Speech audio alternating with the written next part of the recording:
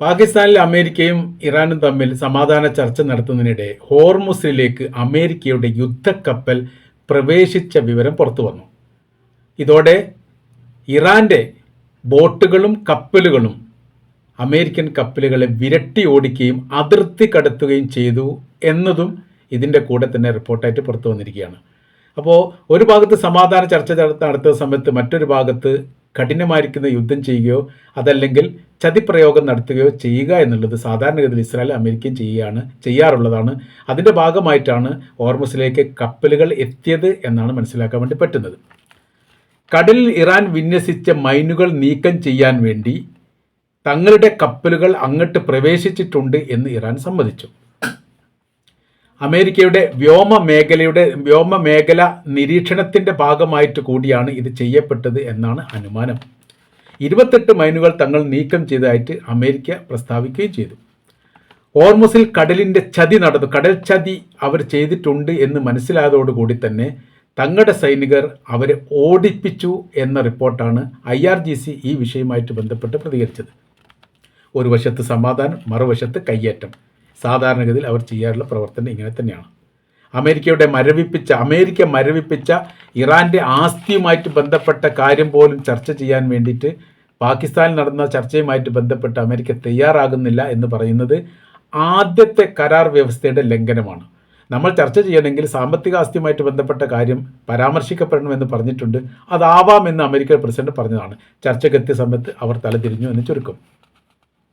2 ഡിസ്ട്രോയൽ കപ്പലും ഒരു പടക്കപ്പലുമാണ് ഈ മേഖലയെ കേന്ദ്രീകരിച്ചുകൊണ്ട് എത്തിയത് എന്ന് IRGC സ്ഥിരീകരിക്കുകയും തങ്ങളുടെ സൈനികർ ബോട്ടുകളിലൂടെയും കപ്പൽ വഴിയും അതിനെ വളയുകയും ഓടിപ്പിക്കുകയും ചെയ്തു. വെടിവെപ്പ് നടന്നിട്ടുണ്ട് എന്നൊക്കെ പറയുന്നുണ്ട്, പക്ഷെ അത് സ്ഥിരീകരിക്കപ്പെട്ടിട്ടില്ല. തോക്കിൻ മുകളിൽ അമേരിക്ക ചർച്ച നടത്തുന്ന കാലം കഴിഞ്ഞെന്ന് ഈ വിഷയവുമായിട്ട് ബന്ധപ്പെട്ട് ഇറാൻ പ്രതികരിച്ചു.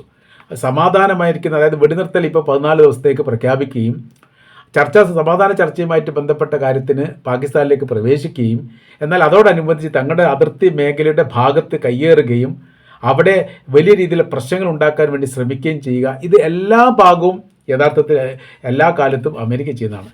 അതിവിടെ വിലപ്പോവില്ല, നിങ്ങളെ കൃത്യമായ രീതി ഞങ്ങൾക്ക് അറിയാം, അതിനനുസരിച്ച് സംവിധാനം ഒരുക്കിയിട്ടുണ്ട് എന്നാണ് ഇറാൻ പ്രതികരിച്ചത്.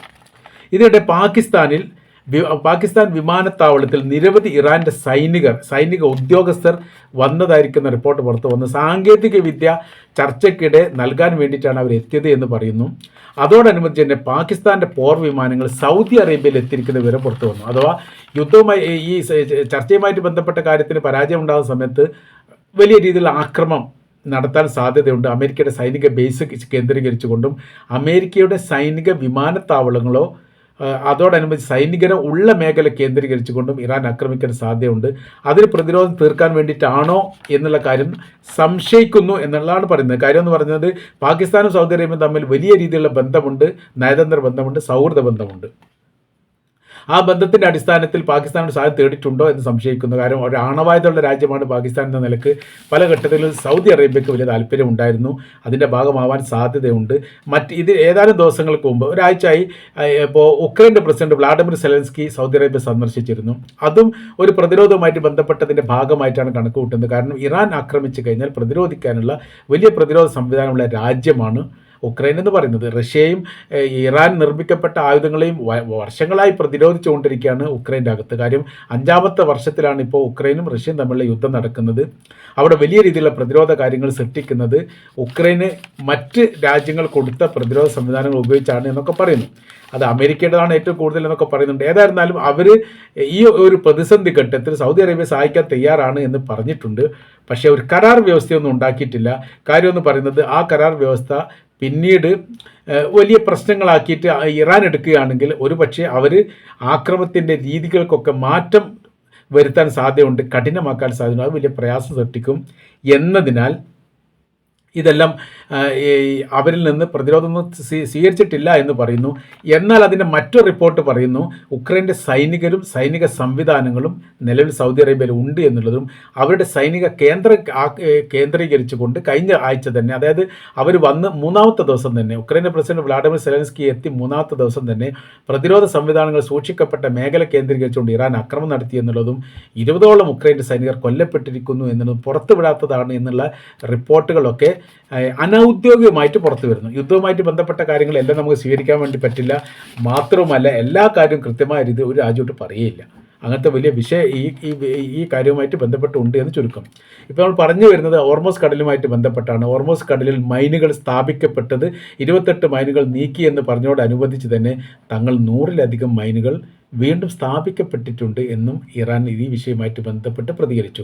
ഇപ്പോൾ ആ മേഖലയിൽ അടക്കപ്പെട്ട ഈ കടലായിട്ടല്ല ഇപ്പോൾ ഹോർമൂസ് അറിയപ്പെടുന്നത്, തുറക്കപ്പെട്ട കടലാണ്. പക്ഷേ നിയന്ത്രണമുണ്ട്. സൈനിക കപ്പലുകൾക്ക് ഞങ്ങൾ പ്രവേശനം നൽകില്ല. ഇസ്രായേലിൻ്റെ അമേരിക്കൻ കപ്പലുകൾക്കോ അവർ അനുഭവമുള്ള കപ്പലുകൾക്ക് പ്രവേശനം നൽകില്ല. ഇന്ത്യയുടെയോ ചൈനയുടേതോ റഷ്യയുടേതോ തങ്ങളുമായിട്ട് അനുഭവം പ്രകടിപ്പിക്കുന്ന രാജ്യങ്ങളുടേതോ കപ്പൽ ഇതിൽ പോകുന്നുണ്ട്, വിഷയമല്ല. കപ്പലുകൾ പോകുന്നതിന് വേണ്ടിയിട്ട് $2 മില്യൺ തങ്ങളിപ്പോൾ ടാക്സ് ആയിട്ട് അതല്ലെങ്കിൽ ഈ കടന്നു പോകാനുള്ള പാതക്കുള്ള പ്രതിഫലമായിട്ട് വാങ്ങുന്നുണ്ട്. രാജ്യ പുനർനിർമ്മാണവുമായിട്ട് ബന്ധപ്പെട്ട് ഉപയോഗിക്കാൻ വേണ്ടിയിട്ടാണ് എന്നുള്ളതാണ്. അമേരിക്ക ഈ വിഷയവുമായിട്ട് ബന്ധപ്പെട്ട് പറയുന്ന കാര്യം ഇങ്ങനെയാണ്.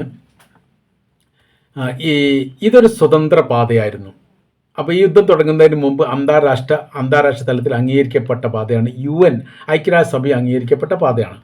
ഇവിടെ തടസ്സം മാത്രമല്ല ഇത് നിർമ്മിക്കപ്പെട്ട കടലല്ല. ചില ഭാഗത്തൊക്കെ കടകൾ നിർമ്മിക്കപ്പെട്ടിട്ടുണ്ട്, എന്നാൽ ഇത് നിർമ്മിക്കപ്പെട്ട കടലല്ല.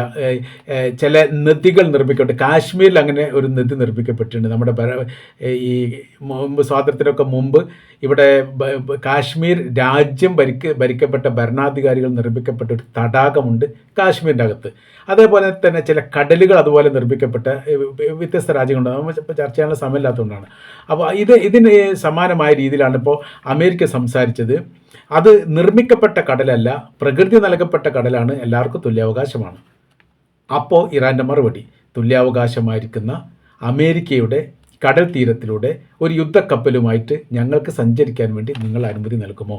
നിങ്ങൾ നിർമ്മിക്കപ്പെടാത്ത അവിടുത്തെ കടലുണ്ടല്ലോ, നിങ്ങളുടെ രാജ്യാതിർത്തിയുമായിട്ട് ബന്ധപ്പെട്ട കടലുകൾ, അങ്ങനെ അനുമതി നൽകുമോ എന്ന ചോദ്യം പ്രസക്തമായിട്ടുണ്ട്. അപ്പോൾ ഓരോരോ രാജ്യവും ആ രാജ്യത്തിനോട് ചേർന്ന് നിൽക്കുന്ന നദികളും കടലുകളും ആ രാജ്യത്തിൻ്റെ ഭാഗമായിട്ട് തന്നെ നിലനിൽക്കുന്നത്. പ്രത്യേകിച്ച് ഇത് ഏകദേശം ഒരു 35 മുതൽ 90 കിലോമീറ്റർ വീതിയിലാണ് ഈ കടൽ ആകെ ഉള്ളത്. ചില ഭാഗത്ത് 33, നമ്മൾ കഴിഞ്ഞ വീഡിയോയിൽ ആ വിഷയത്തെക്കുറിച്ച് കൃത്യമായിട്ട് പറയുന്നുണ്ട്. ഒരു ഭാഗത്ത് 33 കിലോമീറ്ററാണ് വീതി വരുന്നത്. അതായത് ഇവിടുന്ന് ഇറാൻ്റെ അതിർത്തിയിൽ നിന്ന് ഒമാൻ്റെ അതിർത്തി വരെ. ചില ഭാഗത്ത് 94 കിലോമീറ്ററാണ് വീതി വരുന്നത്. വീതി കൂടുതലും വീതി കുറവുള്ള ഭാഗങ്ങളുണ്ട്. എന്നാൽ ആകെ കപ്പലുകൾക്ക് സഞ്ചാര യോഗ്യതയുള്ളത് 6 കിലോമീറ്റർ മാത്രമാണ്. 3 അങ്ങോട്ടും 3 ഇങ്ങോട്ടും, ആ തരത്തിലാണ്. ആ പാതയിലൂടെ മാത്രമേ പോകാൻ വേണ്ടി പറ്റൂ എന്നുള്ളതാണ് നിയമം. ഇപ്പോൾ ഇറാനെ സംബന്ധിച്ചിടത്തോളം ഈ ഭാഗത്തിലൂടെ ഈ കപ്പൽ പോകുന്ന സമയത്ത് ഈ പ്രത്യേകമായിരിക്കുന്ന ഭാഗം ചേർത്തുകൊണ്ട്, ഓരം ചേർത്തുകൊണ്ട്, അതായത് റൂട്ട് മാറ്റിയിട്ടാണ് ഇപ്പോൾ അവർ പോകുന്നത്. പോകാൻ വേണ്ടി കൃത്യമായ രീതിയിൽ റൂട്ട് ആര് പറഞ്ഞു കൊടുക്കുക? ഇറാൻ പറഞ്ഞു, അതിലൂടെ പോകാൻ വേണ്ടി പറ്റൂ. അതിൻ്റെ കാര്യം മറ്റു റൂട്ടിലൂടെ പോകുന്ന സമയത്ത് അവിടെ മൈനുകൾ സ്ഥാപിക്കപ്പെടും. അമേരിക്ക മൈനുകൾ നീക്കം ചെയ്തിട്ടുണ്ട് എന്നൊക്കെ അവർക്ക് നുണ പറയാം. അവരെ സംബന്ധിച്ചിടത്തോളം പറഞ്ഞതിൽ 95% നുണയായിരിക്കും. അപ്പോൾ ഈ ഇറാനെ സംബന്ധിച്ചിടത്തോളം മൈനുകൾ സ്ഥാപിച്ചിട്ടുണ്ട് എന്ന് അവർ പറയുന്ന സമയത്ത് അത് ശ്രദ്ധിക്കണം. കാരണം അത് പൊട്ടിത്തെറിക്കും എന്നുള്ള കാര്യം ഉറപ്പാണ്. പിന്നെ വളരെ പെട്ടെന്ന് തന്നെ 28 മൈനുകളൊക്കെ നീക്കം ചെയ്തു എന്ന് പറഞ്ഞാൽ അങ്ങനെ വളരെ എളുപ്പത്തിൽ നീക്കം ചെയ്യാനൊന്നും ഒരിക്കലും കടലാകുന്ന സമയത്ത് അമേരിക്കയ്ക്ക് സാധിക്കില്ല. കാര്യം അവിടെ നിരീക്ഷണം നടത്തണം, അതിൻ്റെ സംവിധാനങ്ങൾ ചെയ്യണം.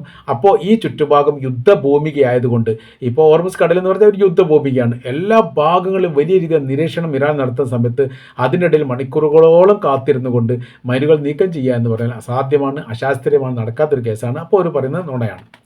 അതുകൊണ്ട് റൂട്ട് പാത തെറ്റിച്ചിട്ടാണ് ഇപ്പോൾ എന്ത് ചെയ്യുന്നത്? ഇറാനി കപ്പലിനെ അക്കരെ കടത്തി കൊടുക്കുന്നത് എന്ന് ചുരുക്കം. ഈ ഒരു വിഷയങ്ങളെല്ലാം വെച്ചുകൊണ്ടാണ് ഇപ്പോൾ ഇറാൻ പറയുന്നത് സമാധാന ചർച്ച ഒരു ഭാഗത്ത് നടക്കുന്ന സമയത്ത് ചതിപ്രയോഗം അവർ മറ്റൊരു ഭാഗത്ത് നടക്കും. അതിൻ്റെ ഭാഗമായിട്ടാണ് ഇപ്പോൾ ഹോർമൂസ് കടൽ കേന്ദ്രീകരിച്ചുകൊണ്ട് അമേരിക്കയുടെ യുദ്ധക്കപ്പലെത്തിയ വിഷയങ്ങളൊന്നുമില്ല, ഞങ്ങൾ അവരെ ഓടിപ്പിച്ചിട്ടുണ്ട്. ഇനി അടുത്ത പ്രാവശ്യം ഓടിപ്പിക്കുക മാത്രമല്ല ചെയ്യുക, അത് കടൽ താഴ്ത്തുകയും ചെയ്യും, മുക്കി താഴ്ത്തും എന്നാണ് പറഞ്ഞത്. ഇനി ഒരിക്കലും അഡ്രസ്സ് ഇല്ലാത്ത വിധം ഇപ്പോൾ വലിയ രീതിയിലുള്ള യുദ്ധക്കപ്പലുകളൊക്കെ ഈ ഇറാനെ കേന്ദ്രീകരിച്ചുകൊണ്ട് എത്തിയിട്ടുണ്ട്. മെഡിറ്ററേനിയൻ കടലിലെത്തിയ യുദ്ധക്കപ്പലിനെ കുറിച്ച് യാതൊരു വിവരവും ഇല്ല. അത് അറ്റകുറ്റപ്പണിക്ക് വേണ്ടി നീക്കി എന്നാണ് പറഞ്ഞത്. ഏകദേശം 5000-ഓളം സൈനികരുള്ള ഒരു യുദ്ധക്കപ്പലാണ്. 65 മുതൽ 75 വരെ യുദ്ധവിമാനങ്ങൾക്ക് ലാൻഡ് ചെയ്യാൻ പറ്റിയതാണ് ആ കപ്പൽ എന്ന് പറയുന്നത്. ലോകത്തിൽ ഏറ്റവും വലിയ ഭീമമായിരിക്കുന്ന കപ്പലിൽ ഒന്നാണ് ഈ പറയപ്പെട്ടത്. Gerald R fold. ഇപ്പോൾ കാണാനില്ല. മറ്റൊരു യുദ്ധക്കപ്പൽ ഗൾഫ് മേഖല കേന്ദ്രീകരിച്ചുകൊണ്ട് വന്ന അബ്രാം ലിങ്കൺ കപ്പലിന് 65 യുദ്ധക്കപ്പലിന് ഒരേ സമയത്ത് ലാൻഡ് ചെയ്യാൻ വേണ്ടി പറ്റും എന്നുള്ള രീതിയിലാണ് ആ കപ്പലിൻ്റെയൊക്കെ 3500 4000 ജീവനക്കാരടക്കമുള്ള സൈനികർ അതിലുണ്ട്. അതിൻ്റെ വിവരം ഇപ്പോൾ ഇല്ല. പിന്നെ മൂന്നാമതൊരു കപ്പൽ ഇപ്പോൾ വന്നിട്ടുണ്ടെന്ന് പറയുന്നു, എന്നോ പുറപ്പെട്ടിട്ടുണ്ട്, എത്തിയതായിരിക്കുന്ന വിവരം കിട്ടിയിട്ടില്ല. ജോർജ് ബുഷ് കപ്പലാണ് അതാ പറയുന്നത്, ഇതിനേക്കാൾ ശക്തിയുള്ളതാണ് എന്ന് പറയുന്നു. അപ്പോൾ ഇങ്ങനെയൊക്കെയാണ് സ്ഥിതി. അവർ പറയുന്നത് ഒന്നാണ്, പ്രവർത്തിക്കുന്നത് വേറൊന്നാണ്. അവരൊന്നും പ്രവർത്തിയും തമ്മിൽ യാതൊരു ബന്ധവുമില്ല. അതുകൊണ്ടാണ് ഈ കരാർ വ്യവസ്ഥയൊക്കെ ലംഘിക്കപ്പെടുന്നത്, അല്ലെങ്കിൽ കരാർ വ്യവസ്ഥയെ പൂർണ്ണമായ രീതിയിൽ എത്തിക്കാൻ സാധിക്കാത്തത് എന്ന് ഈ വിഷയവുമായിട്ട് ബന്ധപ്പെട്ട് ഇറാൻ പ്രതികരിച്ചിരിക്കുകയാണ്.